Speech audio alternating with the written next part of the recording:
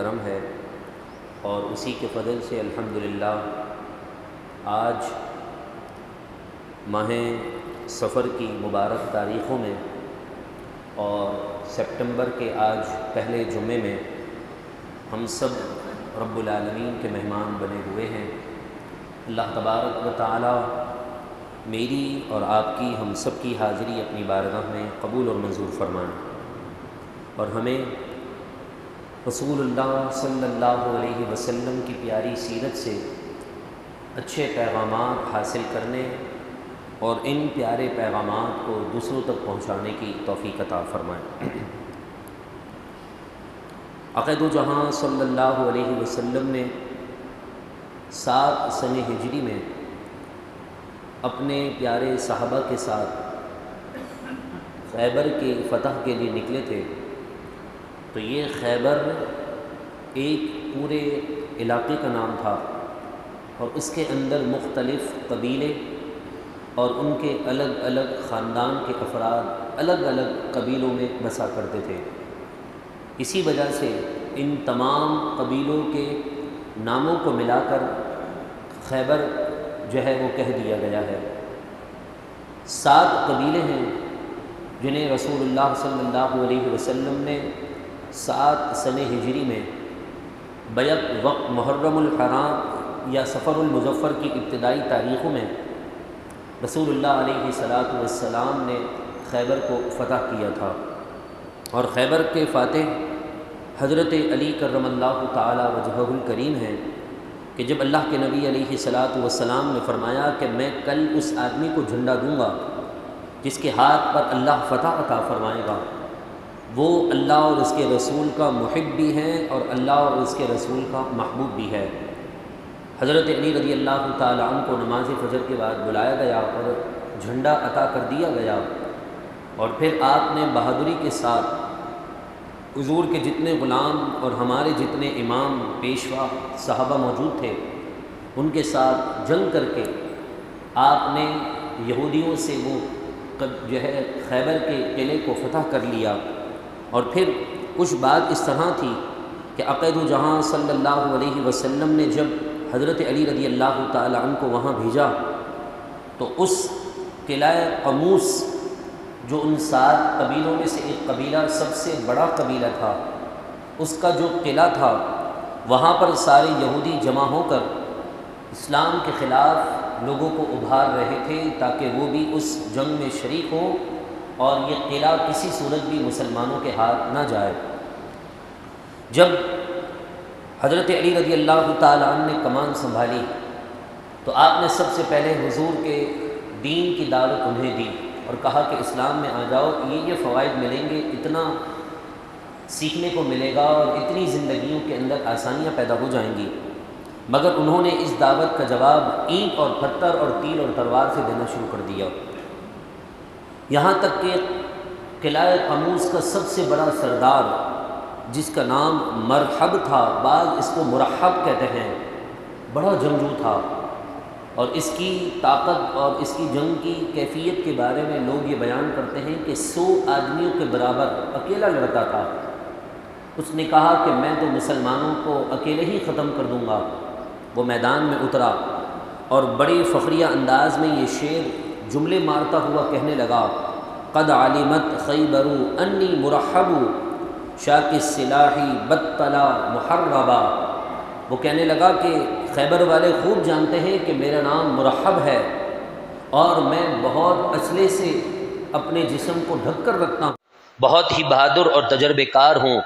یہ شعر سوال کے جواب میں حضرت علی رضی اللہ تعالی عنہ نے ایک شعر فوراً پڑھ دیا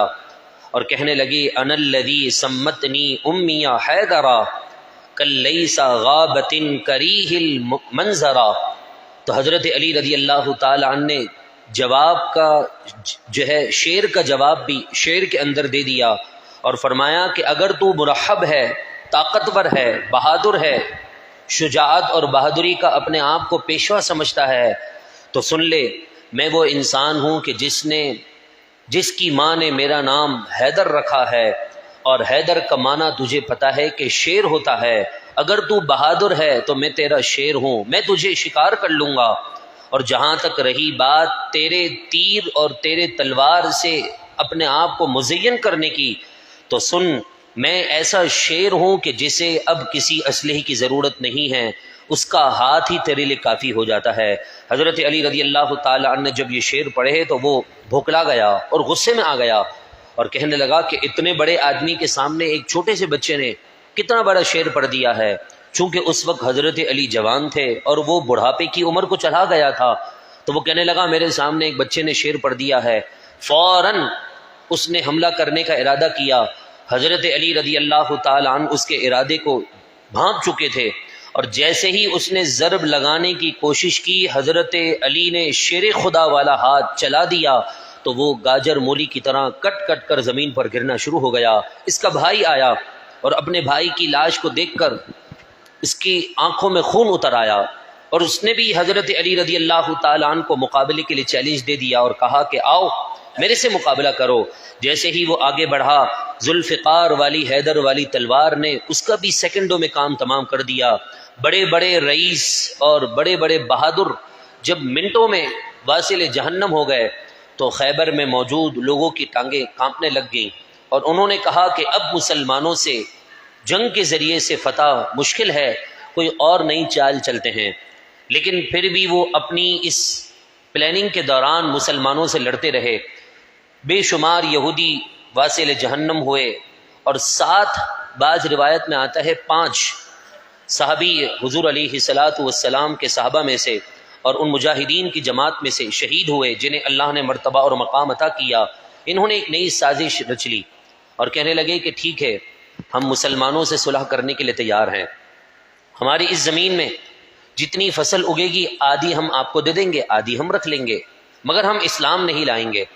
رسول اللہ علیہ الصلاۃ والسلام نے پھر انہیں سمجھایا اور کہا کہ اسلام لانے سے یہ مال تمہارا ہو جائے گا، پورے مال پر تم قابض ہو جاؤ گے، اپنے شہر کو اپنے ملک کو خود چلاؤ، لیکن نظام دین کا ہوگا، تمہارا اپنے دین کا نظام نہیں ہوگا۔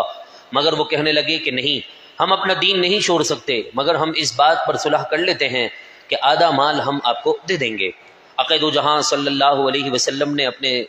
سارے صحابہ کرام علیہم رضوان کو جمع کر کے فرمایا کہ اللہ نے ہمیں فتح عطا فرما دی ہے، وہ اس طرح کہ یہ اسلام لانے کے لیے تو تیار نہیں ہیں،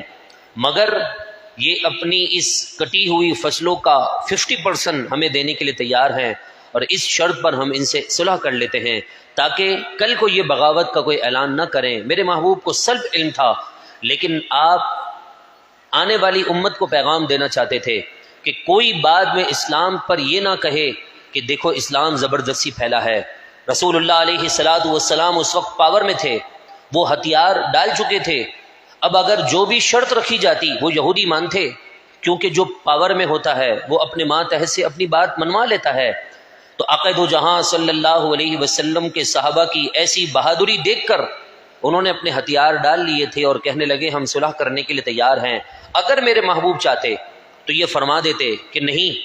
صلح نہیں ہوگی، یا تو اسلام لے آؤ یا پھر جو ہے جنگ کے لیے تیار ہو جاؤ۔ لیکن عقید و جہاں صلی اللہ علیہ وسلم نے آنے والی امت کے لیے بھی پیغام چھوڑ دیا کہ اگر کوئی اسلام نہیں لانا چاہتا، اول تو اسلام کی اسے دعوت دی جائے گی، اور اگر وہ اسلام نہیں لانا چاہتا تو پھر وہ مسلمانوں کے خلاف آواز کبھی نہ اٹھائے، مسلمانوں کے معاملات کا احترام کرے، مسلمانوں کے ملک میں رہتا ہے تو ٹیکس اور جو ہے جزیہ دے کر رہے، اس کو اجازت ہے۔ اسلامی ملک ہو، کوئی زمین کا خطہ اسلامی ہو اور وہاں پر مسلمانوں کی حکومت ہو، وہاں نان مسلم اقلیت کے طور پر رہتے ہیں۔ میرے محبوب علیہ الصلاۃ والسلام نے فرما دیا کہ ٹھیک ہے، تم آدھی جو تمہیں فصل کی پیداوار ملے وہ ہمیں دے دینا۔ اس پر صلح ہو گئی، مگر ان کی چال اور تھی۔ اللہ تبارک و تعالی نے حضرت علی رضی اللہ تعالی عنہ کی کمال شجاعت کے ساتھ لڑنے کی برکت سے اور حضور کے نالین کے ساتھ نے فتح عطا فرما دی، اور پھر اس کے بعد یہ سارا نظام اپنی طرح چلتا رہا۔ عقید و جہاں صلی اللہ علیہ وسلم نے کچھ دن اور خیبر میں قیام کیا۔ اب ان کی ایک نئی سازش تھی یہودیوں کی۔ یہ یہودیوں کی سازش آج سے نہیں ہے، 1400 سال پرانی ہے۔ یہ ہر دور میں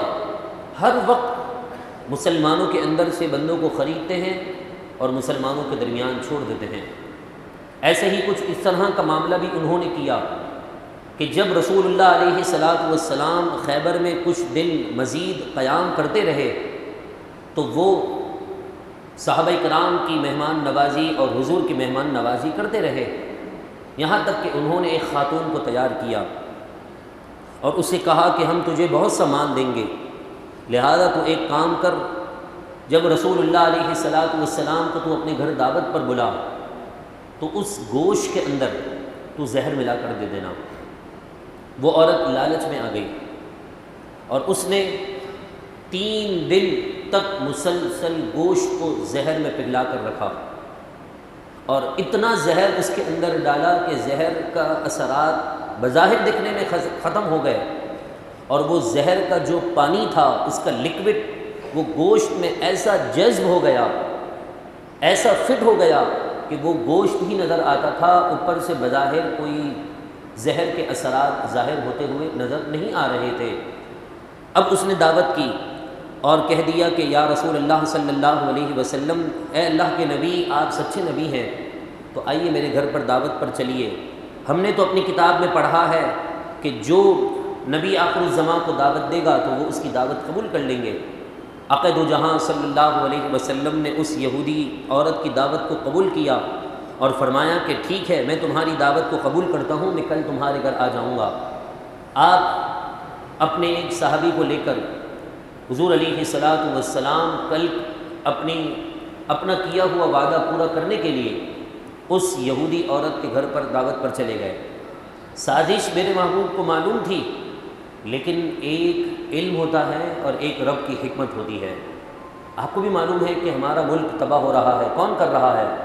لیکن رب کی حکمت کیا ہے ہمیں اس بارے میں علم نہیں ہے۔ معلوم بچے کو ہے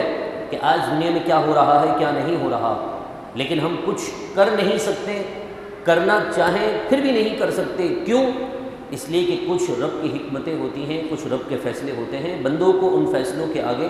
خاموشی کے ساتھ اپنی گردن جھکا دینی پڑتی ہے۔ آسان سی مثال میں آپ کو دیتا ہوں، آپ کی فیکٹری ہے، آپ کسی کمپنی اور فیکٹری کے مالک ہیں اور آپ کو اندازہ ہو چکا ہے کہ میرا یہ مینیجر یہ 2 نمبری ہے اور بیچ میں گڑبڑیاں ضرور کرتا ہے، آپ کو معلوم بھی ہے، لیکن آپ اپنی آنکھیں بند رکھتے ہیں، گویا ایسا محسوس کرواتے ہیں کہ جیسے آپ کو پتہ ہی نہیں چل رہا۔ کیوں؟ اس لیے نہیں کہ آپ بے بس ہیں، آپ چاہیں تو 1 منٹ میں اس کو نکال دیں، لیکن آپ خاموش اس لیے ہوتے ہیں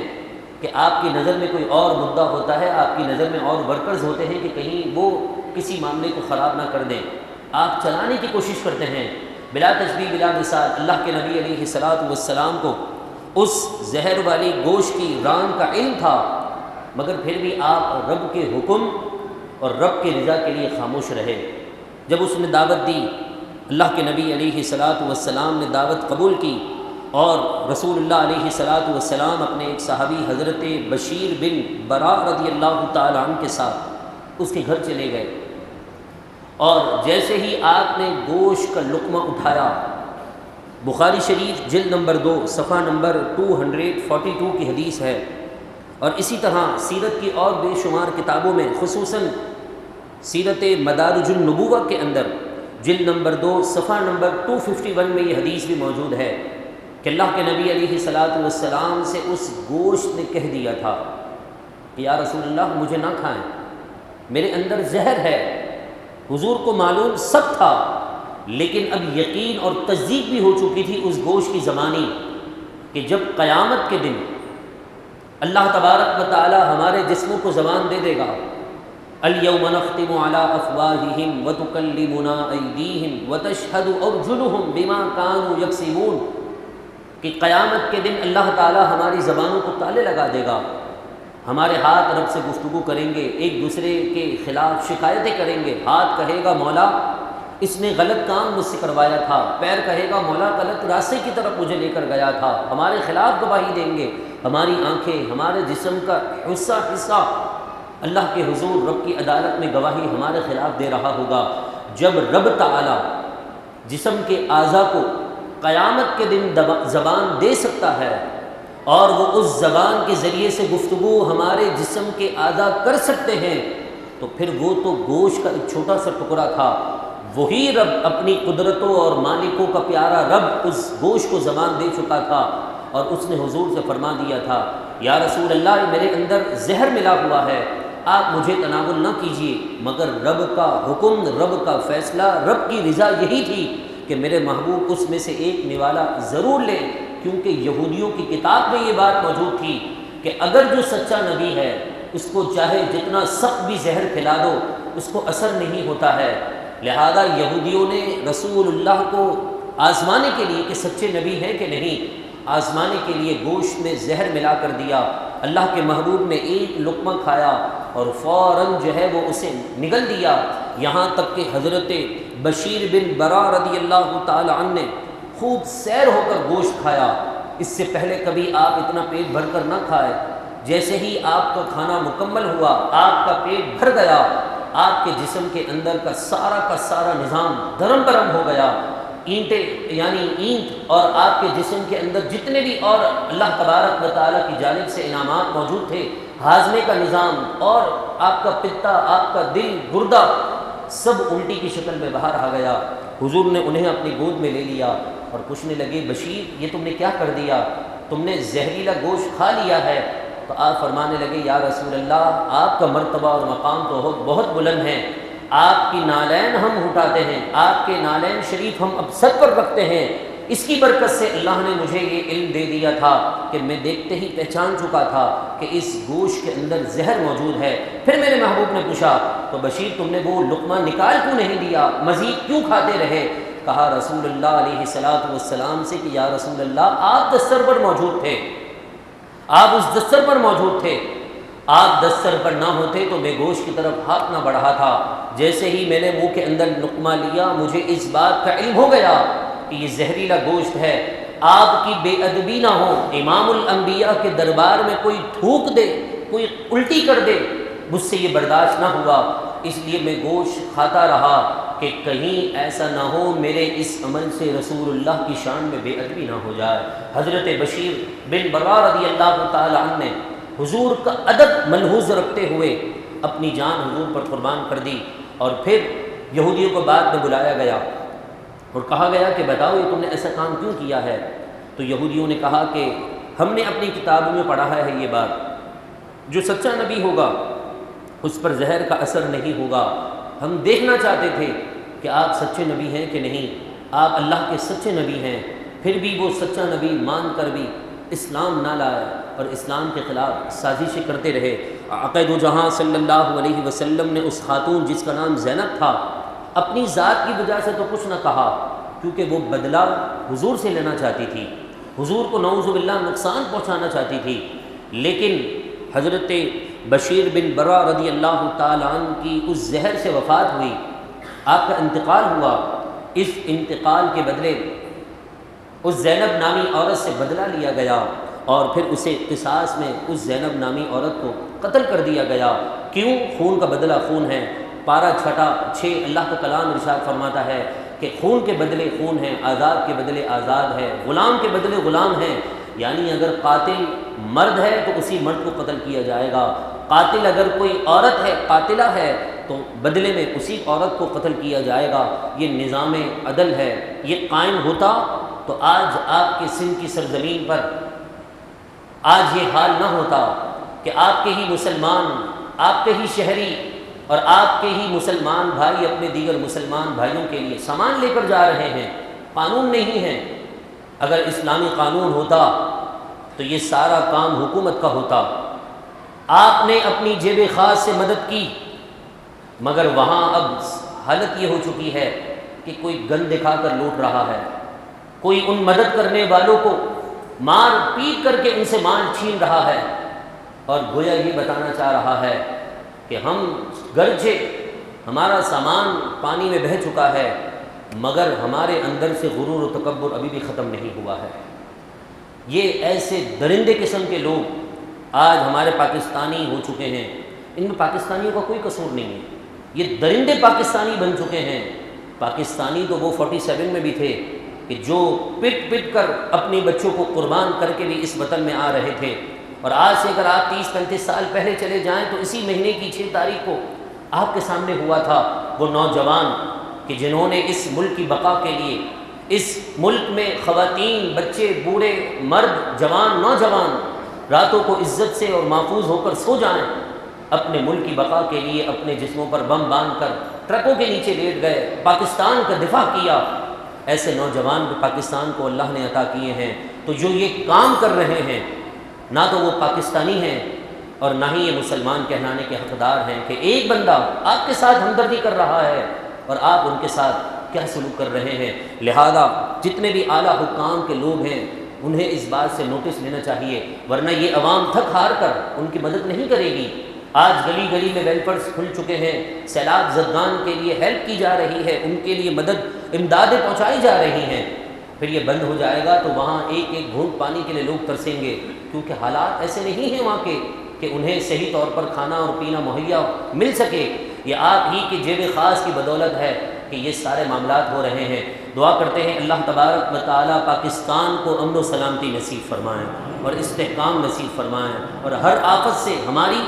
اور سارے مسلمانوں کی حفاظت فرمائیں۔ گفتگو کے دوران کوئی بات جس سے توبہ لازم ہو یا آپ کی دل آزاری ہو گئی ہو مجھے معاف کیجیے گا۔ آمین۔ وما علینا الا البلاغ۔